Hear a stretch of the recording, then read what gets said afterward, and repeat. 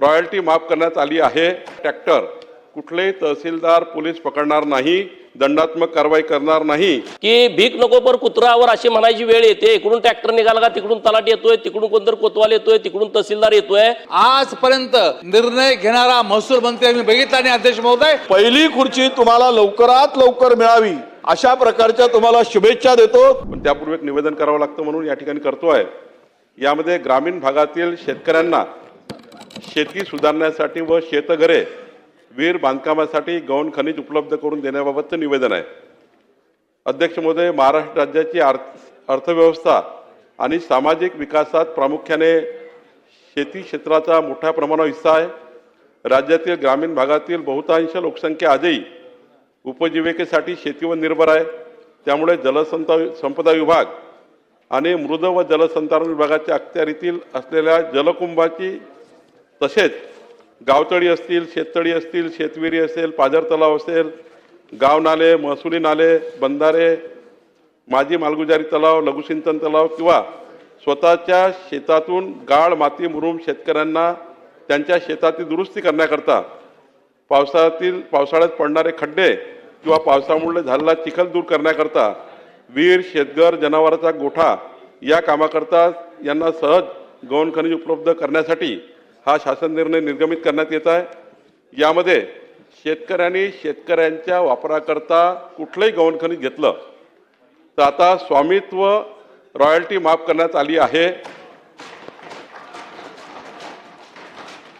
वाहतुकीसाठी जी वाहतूक करेल त्याकरता मंडळ अधिकाऱ्याकडे एक अर्ज करायचा आहे। तिथल्या रेव्हन्यू अधिकाऱ्याकडे जी काही तिथून बंधाऱ्यातनं काढायचं असेल, नाल्यातनं काढायचं असेल, त्या ठिकाणी मंडळ अधिकारी ठीक आहे, मंडळ अधिकाऱ्याकडे अर्ज करणं आवश्यक आहे। मंडळ अधिकाऱ्यांनी त्यांना मॅन्डेटरी 15 दिवसात परवानगी द्यायची आहे। तलाव, नाले, जलसंधारण कामातून समजा गाळ काढायचा असेल तर त्या विभागाची नाहरकत घ्यायची आहे, ज्या विभागाचा तलाव आहे त्यांची नाहरकत घ्यायची आहे, आणि महसुली असेल तर तहसीलदारची नाहरकत घ्यायची आहे। हा वापर फक्त शेतकऱ्यांचा शेत रस्त्याची दुरुस्ती, पावसाळ्यात पडलेले खड्डे, पावसाळ्यात झालेला चिखल, विहीर, शेतघर, जनावरांचा गोठा या कामासाठी असणार आहे। फक्त व्यावसायिक वापर करता येणार नाही। या ठिकाणी ट्रॅक्टर, बैलगाडी, ट्रकची वाहतूक करता येईल आणि अशा प्रकारे शेतकऱ्यांचा मालकीचा ट्रॅक्टर कुठलेही तहसीलदार पोलीस पकडणार नाही, दंडात्मक कारवाई करणार नाही असा निर्णय या ठिकाणी केला आहे। आणि त्यामुळं या ठिकाणी कुठलीही दंडात्मक आणि पोलिसांची कारवाई आता ट्रॅक्टर आणि बैलगाडीवर, पण यामध्ये एवढंच आहे, फक्त व्यावसायिक वापर नको, शेतकऱ्यांचं घर बांधकाम करता, शेतघर बांधकाम करता, गोठा बांधकाम करण्याकरता आणि विहिरी बांधकाम करण्याकरताही वापरावं अशी शासन निर्णय आम्ही निर्गमित करतोय। काय गोपीचंद काय अध्यक्ष महोदय काय आज राज्याचे महसूल मंत्री महोदय, एक मिनिट ओ अर्जुन भाऊ, काय विषय? एक मिनिट गोपीचंद काय विषय? अध्यक्ष महोदय, मी 1 मिनिट वेळ घेतो। राज्याचे महसूल मंत्री माननीय चंद्रशेखर बावनकुळे साहेब यांनी देवाभाऊंच्या नेतृत्वामध्ये महसूल खातं बुलेट ट्रेन पेक्षा फास्ट चालू आहे। निवेदनावर एक मिनिट जरा तुमच्या अधिकारात बोलायला द्या। शेतकऱ्यांच्या संदर्भामधले महसूल खात्यानं अनेक क्रांतिकारी निर्णय घेतलेले आहेत आणि त्यामध्ये आज आणखी भर पडलेली आहे। अहो, शेतकरी आज राज्यातला इतका खुश होईल की भीक नको पर कुत्रावर अशी म्हणायची वेळ येते। इकडून ट्रॅक्टर निघाला का तिकडून तलाठी येतोय, तिकडून कोणतरी कोतवाल येतोय, तिकडून तहसीलदार येतोय। आज इतका मोठा निर्णय आपल्या सरकारनं घेतलेला आहे। मी माननीय चंद्रशेखर बावनकुळे साहेबांचं, माननीय मुख्यमंत्री महोदयांचं, दोन्ही उपमुख्यमंत्री महोदयांचं राज्यातल्या शेतकऱ्यांच्या वतीनं मनपूर्वक अभिनंदन करतो। निवेदनावर चर्चा नाही आता। अशासकीय सदस्यांची विधेयके व ठराव समितीचे प्रतिवृत्त सादर करणे।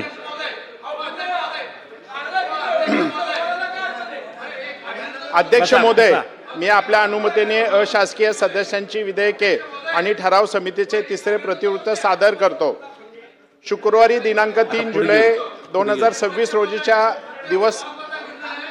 एक मिनिट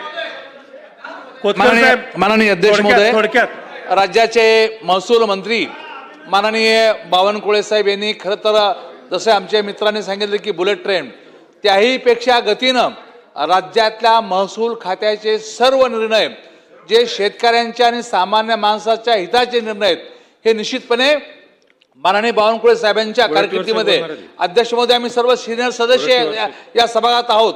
आमच्या पाहण्यामध्ये आजपर्यंत एवढ्या जलद गतीने निर्णय घेणारा महसूल मंत्री आम्ही बघितला आणि अध्यक्ष महोदय त्यामुळे सभागृहाच्या वतीनं माननीय बावनकुळे साहेबांचं आम्ही अभिनंदन करतो. वडेट्टीवार साहेब. काय येतं तुम्ही आम्ही उभं नाही या बावनकुळे साहेबांनी शेतकऱ्यांच्या हिताचे अनेक निर्णय घेतले. त्यातील हा एक पाना मैलाचा दगड ठरावा असा निर्णय आहे. खरं तर अत्यंत थोडक्यात घेऊया. महत्वाचा हा निर्णय असल्यामुळे जी वस्तुस्थिती आता पडळकरजींनी सांगितली, खोतकर साहेबांनी सांगितली, मी पाहिलेत. खरं आहे की आम्ही पाहिलेत अनेक महसूल मंत्री, पण जो धडाका तुम्ही लावला ना तर मला वाटतं की तुमची खुर्ची बाजूच्या खुर्चीकडे सरकत जावी लवकरात लवकर.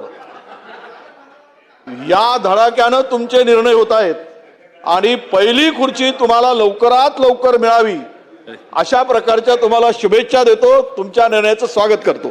चला सुनील अण्णा शेवट. महोदय, अध्यक्ष अण्णा, महोदय, थोडक्यात बोला. सन्माननीय महसूल मंत्री आदरणीय बावनकुळे साहेबांचं मी मनापासून त्यांनी घेतलेल्या क्रांतिकारक निर्णयाचं मी अभिनंदन करतो. खरं तर गौण खनिज हा माझ्याही जिव्हाळ्याचा विषय आहे. माती, मुरुम, डबर याच्या निगडीत मी आहे आणि त्यामध्ये व्यावसायिक आणि शेतकरी ह्या दोघांची तुलना करत असताना व्यवसायच केला पाहिजे, कायदेशीर अण्णा, त्याने थोडक्यात त्याची घ्या, रॉयल्टी चला. भरली पाहिजे. परंतु शेतकऱ्याला जी काय आपण सवलत देत आहे त्यामध्ये आपण तलाव आणि काही ठिकाणी जे नाले आहेत तिथलं मुरुम माती काढण्यासंदर्भात निर्णय केला.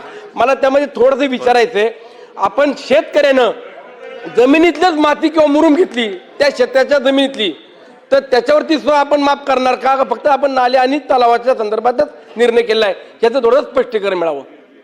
शेतकऱ्यांनी शेतकऱ्याकरता अण्णा, वापरलेल्या निवेदनावरती त्यांच्या चर्चा नाही जमिनीतनं पाहिजे. त्यांना उत्खनन करण्याची परवानगी आहे. कुठली रॉयल्टी लागणार नाही, पोलीस पकडणार नाही.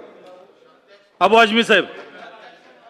अध्यक्ष महोदय, नाही अण्णा तर मैं देखता हूं आदरणीय बावनकुळे साहब बहुत ही परिश्रम से लोगों की काम करते हैं, बहुत मेहनत से करते हैं. इन्होंने बहुत सारे डिसीजन लिया, किसानों के बारे में लिया और भी बहुत सारे. जब मैं इनके ऑफिस में जाता हूं रात को लेट नाइट तक काम करते हैं. मैं आपको बहुत बहुत अभिनंदन करना चाहता हूं, बहुत मुबारकबाद देना चाहता हूं और आपका काम बहुत सराहनीय है सर.